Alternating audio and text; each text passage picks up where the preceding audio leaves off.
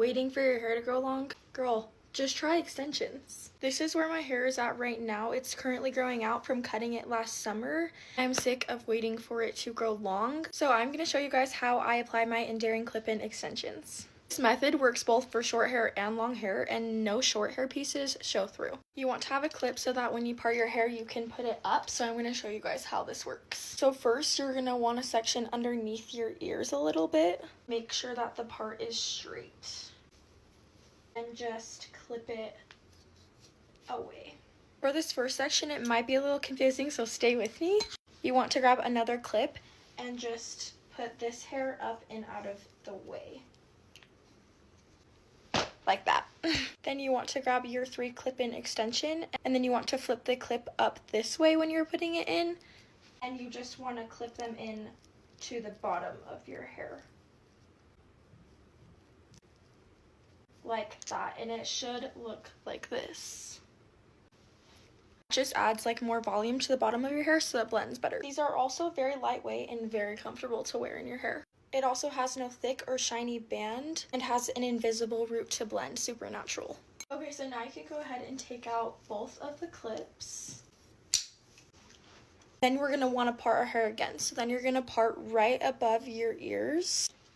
And then go ahead and clip the hair out of the way.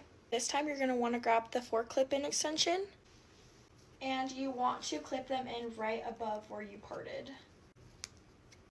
So just like that, like that, like that, and like that. Then it should start looking more blended. And then we're going to just part a little bit above where we just put that clip-in extension in.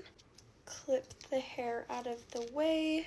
And then just the same process with the 3 extension again.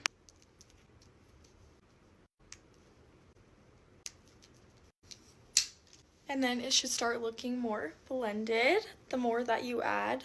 And then you can go ahead and start parting for the front pieces. Just want to part down here right above your ear.